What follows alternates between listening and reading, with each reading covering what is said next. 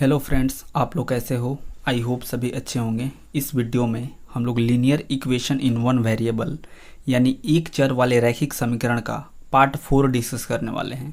Part 1, 2 और 3 already हम लोग डिस्कस कर चुके हैं, उनका लिंक आपको डिस्क्रिप्शन में मिल जाएगा।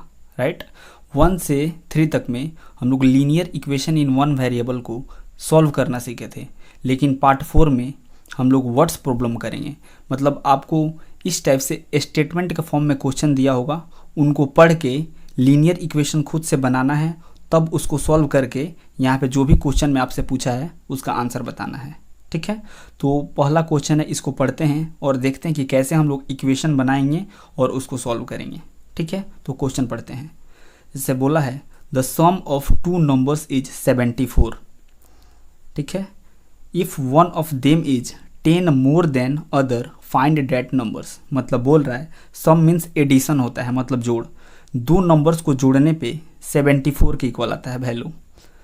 ठीक है, if one of them is 10 more than other, उन दोनों नंबर्स में से जो एक नंबर है वह दूसरे से 10 ज़्यादा है, तो उन दोनों नंबर्स को कैलकुलेट करके बताना है कि वो दोनों कौन कौन से नंबर्स होंगे। ठीक है, ऐसे बहुत सारे नंबर्स हो सकते हैं जिनको आप जोड़ो तो 74 के इक्वल आएगा। जैसे एग्जांपल लेते हैं, जैसे मान लो 35 और 39 को आप जोड़ोगे तो 74 आएगा। यहाँ पे देखो तो इस 35 से यह वाला 4 ज़्यादा है। अगर दूसरा एग्जांपल लो 4 + 70, इन दोनों को भी आप ऐड करोगे तो आपके पास 74 आएगा। इन दोनों में ध्यान दो तो 4 से ये वाला 66 ज़्यादा है। ठीक है, तो ऐसे बहुत सारे पॉसिबिलिटी बन सकते हैं दो नंबर्स का, जिनको आप ऐड करो तो 74 के इक्वल आए। लेकिन यहाँ पे एक स्पेसिफिक कंडीशन दिया है कि उन दोनों नंबर्स में से जो एक नंबर होना चाहिए वह दूसरे से 10 ज़्यादा होना चाहिए। तो यहाँ पे जो पहला नंबर है उसको आप कोई भी एक वेरिएबल मान सकते हो।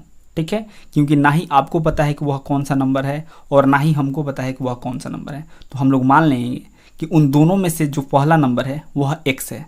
आप x के प्लेस पे कुछ और भी मान सकते हो, किसी भी वेरिएबल से आप उसको दिखा सकते हो। तो मान लेंगे let the first number is equal to x। तो दूसरा नंबर क्या हो जाएगा? सेकंड, ऐसे लिख रहे हैं, second number is equal to x + 10 हो जाएगा, क्योंकि पहले से दूसरा जो है वह 10 ज़्यादा है। अब इक्वेशन कैसे बनाएंगे? According to question, according to question क्या है? पहला नंबर प्लस दूसरा नंबर इज इक्वल टू 74। दोनों को ऐड करने पे 74 के इक्वल मतलब आ रहा है। तो बस अपने पास linear equation in one variable बन चुका है, जैसा कि क्वेश्चन बोल रहा था। अब इसको सॉल्व कर देंगे तो अपने पास x का वैल्यू आएगा। x क्या बताएगा? वह x पहला नंबर होगा, और x में जैसे ही आप 10 ऐड करोगे तो आपको दूसरा भी नंबर मिल जाएगा। यानी क्वेश्चन में जो दोनों नंबर बोल रहा था कैलकुलेट करने को, इस इक्वेशन की मदद से दोनों को हम लोग बहुत आसानी से निकाल लेंगे। तो इधर साइड में इसको सॉल्व करते हैं। क्या है? x + 10 is equal to 74। तो ये दोनों ऐड होगा तो 2x, और ये जो कांस्टेंट है इसको राइट साइड भेजोगे तो 74 - 10 हो जाएगा, और 2x इज इक्वल टू 64 हो जाएगा, और x इज इक्वल टू कितना होगा? यहाँ पे x का वैल्यू निकालोगे तो 64/2 होगा। 2 यहाँ पे मल्टीप्लिकेशन में है तो नीचे आएगा तो डिवीजन में होगा। आप लोग बहुत अच्छे से linear equation in one variable solve करना जानते हो, तो यहाँ पे कोई भी प्रॉब्लम नहीं होना चाहिए। तो यहाँ से x का वैल्यू कितना आ जाएगा? 32 आ जाएगा। ठीक है, अपने पास x इज इक्वल टू 32 आया था। ठीक है, और हम लोग जो फर्स्ट नंबर था, फर्स्ट नंबर इसको हम लोग x माने थे, और जो सेकंड नंबर था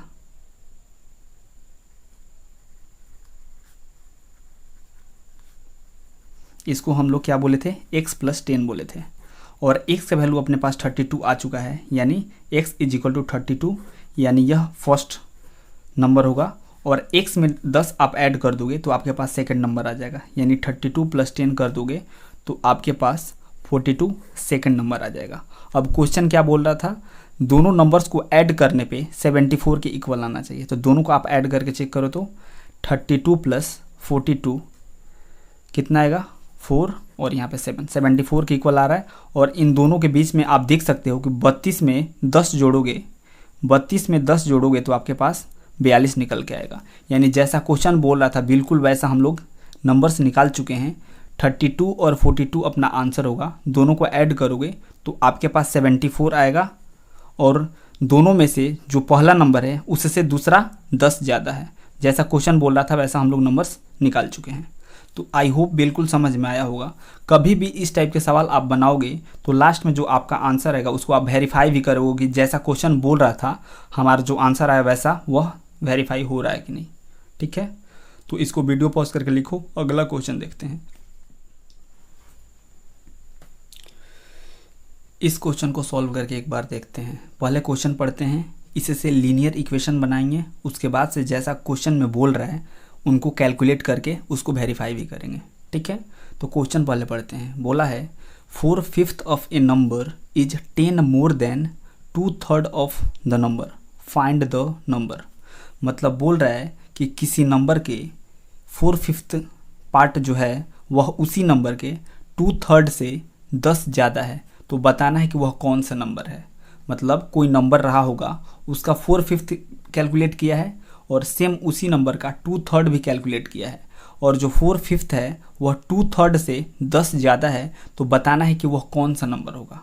तो ना ही आपको पता है कि वह कौन सा नंबर होगा और ना ही हमको पता है, तो उस नंबर को आप कोई भी एक वेरिएबल मान लो और जैसे जैसे क्वेश्चन बोल रहा है वैसे वैसे करते जाओ, तो आपके पास एक linear equation in one variable आएगा और उसको आप सॉल्व करोगे तो जो भी क्वेश्चन में बोल रहा है उसके हिसाब से आपके पास उसके रिस्पेक्टिव आंसर भी निकल के आ जाएगा। ठीक है, तो मान लेंगे कि कोई एक वेरिएबल एक्स वो नंबर रहा होगा जिसके लिए यहाँ पे कंडीशन दिया हुआ है। तो मान लेंगे let x be that number. अब क्या करेंगे, इस x का 4/5 एक बार कैलकुलेट करेंगे और सेम इसी x का एक बार 2/3 कैलकुलेट करेंगे। तो 4/5 इसका कैलकुलेट करेंगे। 4/5 of x is equal to 4/5 into x is equal to 4/5x हो जाएगा।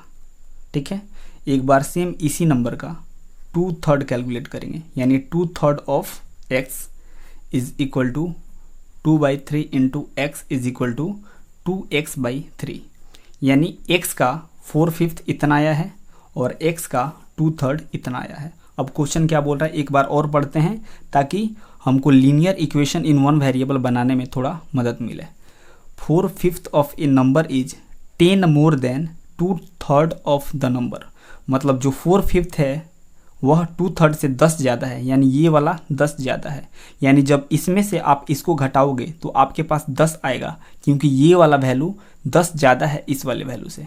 तो यहाँ पे जो 4/5 है वह कितना ज़्यादा है, इससे 2/3 से 10 ज़्यादा है, यानी जब इसमें से आप इसको घटाओगे तो आपके पास 10 निकल के आएगा। जैसा कि क्वेश्चन बोल रहा था बिल्कुल हम लोग वैसा ही किए हैं, तो अपने पास बहुत आसानी से एक linear equation in one variable निकल के आ चुका है। ठीक है, अब ध्यान से सुनो, जब आप इस linear equation in one variable को सॉल्व करोगे तो आपके पास x निकल के आएगा और x वो क्या होगा, डायरेक्ट वही आपका आंसर हो जाएगा, बिकॉज आप जिस नंबर के लिए कंडीशन दिया था उस नंबर को x बोले हो। Let x be that number, मतलब जिस भी नंबर के लिए ये कंडीशन दिया है उसी को आप x माने हो, तो यहाँ से जो निकल के आएगा वैल्यू x वही आपका आंसर हो जाएगा। ठीक है, तो पहले x कैलकुलेट करते हैं, उसके बाद से हम लोग वेरीफाई करेंगे कि इस x का 4/5 जो वैल्यू है वह इसी नंबर के 2/3 से 10 ज़्यादा आ रहा है कि नहीं। ठीक है, तो नेक्स्ट पेज पे पहले इस लीनियर इक्वेशन को सॉल्व करके देखते हैं। अब इस लीनियर इक्वेशन को सॉल्व करते हैं। कैसे करेंगे, ध्यान से देखो। इक्वल के लेफ्ट साइड पूरा वेरिएबल वाला टर्म है और इक्वल के राइट साइड कांस्टेंट वाला टर्म है, और इक्वल के लेफ्ट साइड का जो एक्सप्रेशन है वह सब्ट्रैक्शन ऑफ फ्रैक्शन जैसा, यानी भिन्न के घटाव जैसा दिख रहा है। तो जैसा भिन्न के घटाव हम लोग सॉल्व करते हैं बिल्कुल उसी टाइप से इसको भी सॉल्व करेंगे। क्या करेंगे, इसके डिनोमिनेटर का एलसीएम निकाल लेंगे जो कि 15 के इक्वल आएगा, और 5 से 15 में डिवाइड करेंगे तो 3 आएगा, यानी 3 से इसके ऊपर वाले टर्म में मल्टीप्लाई करेंगे तो कितना आएगा 3 इंटू 4x माइनस, फिर 3 से 15 में डिवाइड करेंगे तो 5 आएगा, यानी 5 से इसके ऊपर वाले टर्म में मल्टीप्लाई करेंगे यानी 5 इंटू 2x, और इक्वल के साइड 10 है तो 10 लिख लेंगे। अब इसको मल्टीप्लाई करेंगे तो 12x माइनस 10x बाई 15 आएगा इज इक्वल टू 10 आएगा।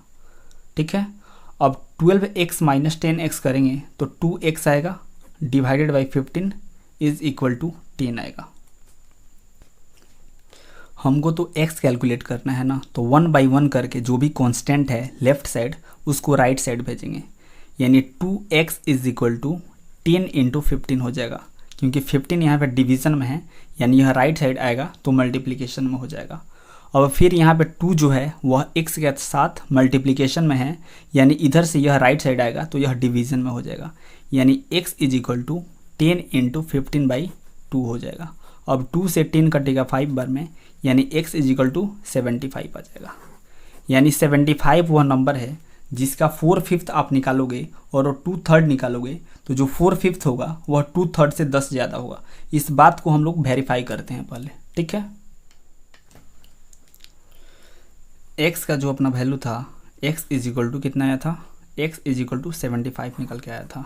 ठीक है, यानी x वह नंबर है जिसका आप 4/5 निकालोगे और 2/3 निकालोगे तो उसका जो 4/5 होगा वह 2/3 से 10 ज़्यादा होगा। इसको वेरीफाई कैसे करोगे, देखो जो 4/5 है 75 का 4/5 एक बार निकाल के देखते हैं, तो यहाँ पे x का वैल्यू डाल दोगे तो यह 4/5 ऑफ x निकल के आ जाएगा, यानी 75 का, यानी 4 इंटू 75 बाई 5 करोगे तो यह कैंसल आउट होगा 15 बार में, तो यहाँ पे 60 निकल के आएगा।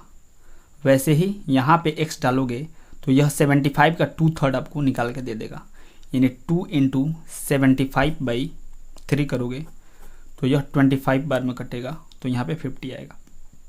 तो आप देख सकते हो कि जो 4/5 है 75 का वह 60 आ रहा है और जो 2/3 है 75 का वह 50 आ रहा है, यानी यह जो 4/5 है वह 10 इससे ज़्यादा है। ठीक है, और यही तो क्वेश्चन बोल रहा था। तो ऐसे आप क्या करोगे, क्वेश्चन बनाने के बाद से उसको वेरीफाई भी करोगे कि जो क्वेश्चन में स्टेटमेंट बोल रहा था मेरा आंसर मतलब उस टाइप से आ रहा है कि नहीं। ठीक है, तो आई होप बिल्कुल समझ में आया होगा। इसको वीडियो पॉज करके लिखो। अगला और लास्ट क्वेश्चन देखते हैं। इस क्वेश्चन को कैसे सॉल्व करोगे, इस टाइप के जितने भी क्वेश्चन आ रहे हैं सब में आपको बिल्कुल ध्यान से कॉन्सेंट्रेट होकर देखना है कि इक्वेशन कैसे बन रहा है। अगर एक बार आप इक्वेशन बनाना सीख जाते हो, अगर सक्सेसफुली इक्वेशन बना लेते हो तो फिर उसको सॉल्व करना, उसका आंसर निकालना और वेरीफाई करना ज़्यादा टफ नहीं होता है। सबसे ज़्यादा मुश्किल काम होता है इक्वेशन को बनाना। तो क्वेश्चन पढ़ रहे हैं और देखो कि इक्वेशन बन कैसे रहा है। ध्यान से क्या बोला है, the length of a rectangle is 3 times its breadth and its perimeter is 96 metre, find its length and breadth. मतलब बोल रहा है कि कोई एक रेक्टेंगल है, उसका जो लेंथ है उसके ब्रेथ के 3 गुना है और उस रेक्टेंगल का जो पेरीमीटर है वह 96 मीटर है। तो उस रेक्टेंगल का लेंथ और ब्रेथ कैलकुलेट करके बताना है कि वह कितना होगा। ठीक है, तो अब बिल्कुल ध्यान से सुनो। ना ही आपको पता है कि उस रेक्टेंगल का लेंथ कितना है और ब्रेथ कितना है, लेकिन इतना तो कंफर्म है कि उसका जो भी ब्रेथ होगा उसके 3 गुना उसका लेंथ होगा। ठीक है, तो एक काम करो, उसके ब्रेथ को आप कोई एक वेरिएबल मान लो और जितना भी वह होगा उसका 3 गुना कर दोगे तो उसका लेंथ आ जाएगा। ठीक है, तो उसके विड्थ को कोई एक वेरिएबल मान लेते हैं, हम x मान रहे हैं। आप ABCD में से कोई भी एक वेरिएबल ले सकते हो। Let width of the rectangle is equal to x metre. ठीक है, तो उसका जो लेंथ होगा वह कितना हो जाएगा, जैसा कि क्वेश्चन बोल रहा है 3 गुना यानी 3x मीटर हो जाएगा, 3x मीटर हो जाएगा। क्वेश्चन बोल रहा है, ध्यान से पढ़ो एक बार और, the length of a rectangle is 3 times its breath. मतलब जो भी ब्रेथ है उसका 3 गुना उसका लेंथ हो जा रहा है। और फिर क्या बोल रहा है question, its perimeter is 96 metre, और जो उस रेक्टेंगल का पेरीमीटर है वह 96 मीटर के इक्वल है। तो पेरीमीटर क्या होता है रेक्टेंगल का, 2 इंटू लेंथ प्लस ब्रेथ होता है। यह पेरीमीटर का फॉर्मूला होता है और यह किसके इक्वल है, 96 के इक्वल है, जैसा कि क्वेश्चन बोल रहा है। और हम लोग लेंथ भी और ब्रेथ भी वेरिएबल के टर्म में निकाल चुके हैं, तो उसको बस इस लेंथ और ब्रेथ के प्लेस पे रख देंगे तो क्या हो जाएगा, 2 इंटू लेंथ कितना है 3x और ब्रेथ कितना है x इज इक्वल टू 96।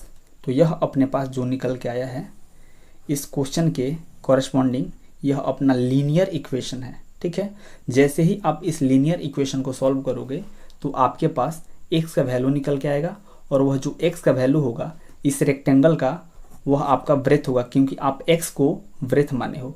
और जब उस x को आप 3 से मल्टीप्लाई कर दोगे तो आपके पास इस रेक्टेंगल का लेंथ निकल के आ जाएगा। ठीक है, बिल्कुल आई होप समझ में आ रहा होगा कि हम लोग कैसे इक्वेशन तक पहुँचे हैं। ठीक है, तो फटाफट से नेक्स्ट पेज पे हम लोग इस रेक्टेंगल के लेंथ और ब्रेथ को कैलकुलेट करते हैं और उसके बाद से अपने आंसर को वेरीफाई भी करेंगे कि उस लेंथ और ब्रेथ की मदद से हम लोगों का जो पेरीमीटर है वह 96 मीटर के इक्वल आ पा रहा है कि नहीं। ठीक है, तो इसको वीडियो पॉज करके लिखो, नेक्स्ट पेज पे इस इक्वेशन को सॉल्व करते हैं।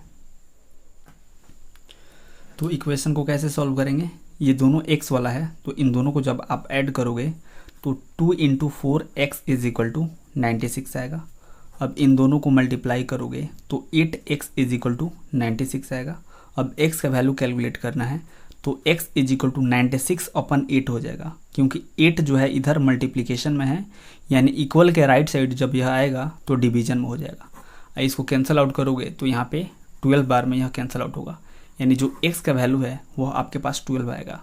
और आप जो ब्रेथ था उसको आप x मीटर बोले थे, रेक्टेंगल का जो ब्रेथ था उसको x मीटर बोले थे और x का वैल्यू 12 आया है, यानी जो रेक्टेंगल का ब्रेथ होगा वह 12 मीटर होगा और जो उसका लेंथ था उसको आप 3x मीटर बोले थे, यानी 3 इंटू 12 करोगे तो 36 मीटर आपके पास निकल के आएगा।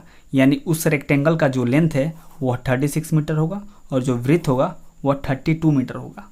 और जैसा कि क्वेश्चन में उसका जो पेरीमीटर था यानी जो उसका परिमाप था वह 96 मीटर के इक्वल दिया था, तो एक बार इस लेंथ और ब्रेथ की मदद से उसका पेरीमीटर निकाल के वेरीफाई करते हैं कि उतना आ रहा है कि नहीं। तो क्या होता है, perimeter 2 into length plus breadth होता है। ठीक है, यह पेरीमीटर होता है। तो 2 इंटू लेंथ 36 प्लस ब्रेथ 12 और यहाँ से जब आप सॉल्व करोगे तो यह 6 और 2 8 और 3 1 4 यानी यह 96 मीटर के इक्वल आएगा, आप देख सकते हो। ठीक है, तो हमेशा जब इस टाइप के क्वेश्चन आप सॉल्व करो उसको क्या करना, आंसर जब आपका आ जाए तो आप वेरीफाई करके उसको क्रॉस वेरीफाई करके देखना कि जैसा क्वेश्चन में बोल रहा था वैसा वैसा हमारे आंसर के साथ हो रहा है कि नहीं। अगर हो रहा होगा तो आपका आंसर बिल्कुल करेक्ट होगा। ठीक है, तो आई होप ये बिल्कुल समझ में आया होगा कि हम लोग कैसे इक्वेशन बना रहे हैं और कैसे उसको सॉल्व कर रहे हैं और कैसे वेरीफाई कर रहे हैं। राइट, अगर किसी भी पॉइंट पे किसी भी प्रकार का कोई अगर दिक्कत हुआ हो तो आप उस पॉइंट पे वीडियो को दोबारा अच्छे से सुनो, डेफिनेटली क्लियर हो जाएगा। अगर फिर भी डाउट रह जाता है तो आप कमेंट सेक्शन में लिखो, डेफिनेटली हम उसको दूसरे तरीके से एक्सप्लेन करेंगे। राइट, ओके, देन मिलते हैं नेक्स्ट वीडियो में। तब तक के लिए have a good day, take care, bye.